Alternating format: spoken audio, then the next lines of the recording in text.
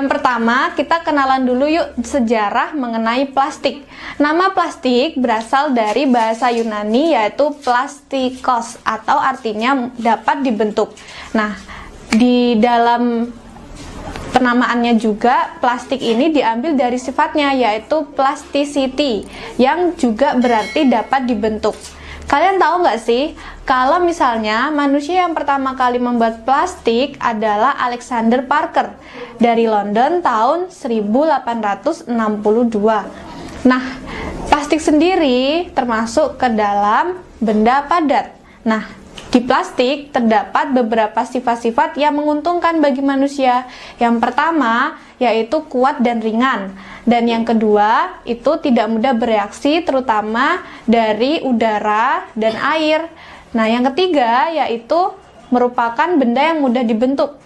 Yang keempat, plastik merupakan isolator yang baik. Jika kalian perhatikan benda-benda di sekitar kalian yang memiliki aliran listrik, pasti juga memiliki benda yang terbuat dari plastik kan? Nah, isolator yang baik ini berarti benda plastik tidak mudah mengalirkan aliran listrik sehingga kalian bisa aman menggunakannya.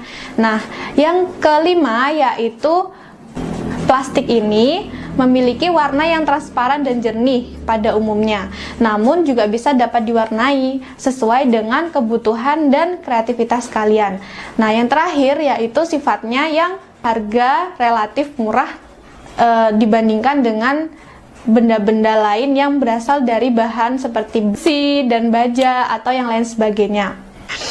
Kegunaan plastik bisa kalian lihat di benda-benda sekitar kalian. Ayo coba perhatikan benda-benda di sekitar kalian, pasti banyak yang berasal dari bahan plastik kan?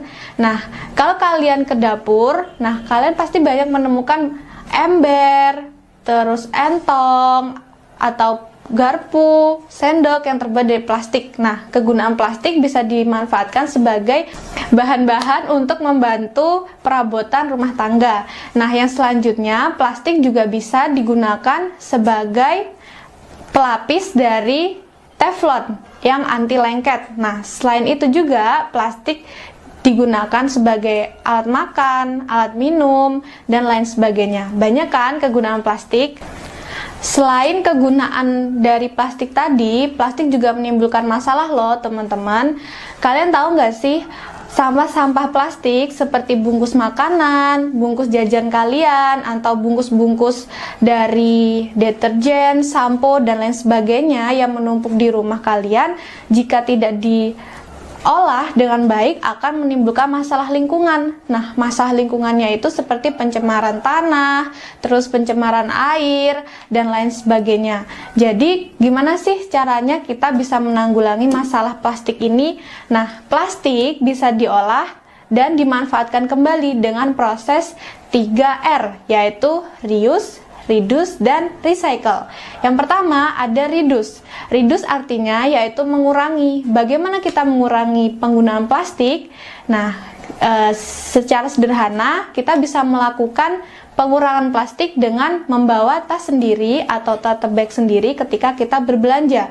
Misalnya nih, adik-adik pergi bersama ibu ke pasar. Nah, ketika pergi, adik-adik menyiapkan dulu tas dari rumah. Nah, nanti di pasar, adik-adik tidak perlu lagi memindahkan sayur-sayur dan buah-buahan di plastik. Nah, langsung ditaruh ke dalam tas. Nah, itu salah satu contoh dari tindakan reduce. Nah, yang kedua ada reuse. Reuse berarti memanfaatkan kembali. Sampah-sampah plastik di rumah kalian seperti botol. Nah, reuse ini berarti menggunakan kembali atau memanfaatkan kembali. Jika di rumah kalian memiliki botol yang tidak digunakan, nah kalian bisa manfaatkan kembali benda itu menjadi benda yang lebih berguna seperti pot bunga, tempat pensil, dan lain sebagainya. Nah, yang terakhir yaitu proses recycle, berarti mendaur ulang. Nah, jika kalian pergi ke TPA atau tempat pembuangan akhir, di sana kalian akan menemukan sampah-sampah itu akan dipisah-pisah atau dipilah-pilah sesuai dengan warnanya dan jenisnya. Nah, kegunaannya apa? Nah, di daur ulang ini sampah itu akan digiling dan dijadikan kembali menjadi biji plastik. Nah, biji plastik ini nanti akan diolah kembali menjadi produk plastik lainnya seperti kresek atau polybag di rumah kalian. Nah, jadi Aunty menyarankan buat kalian di rumah untuk kreatif dan memilah sampah kalian sesuai dengan jenisnya supaya mudah untuk diolah dan tidak menimbulkan masalah lingkungan. Nah, sekian materi dari Aunty. Apabila kalian punya pertanyaan, bisa tulis di kolom komentar. Jangan lupa share dan like video ini. Nah, sekian dari Aunty. Assalamualaikum warahmatullahi wabarakatuh.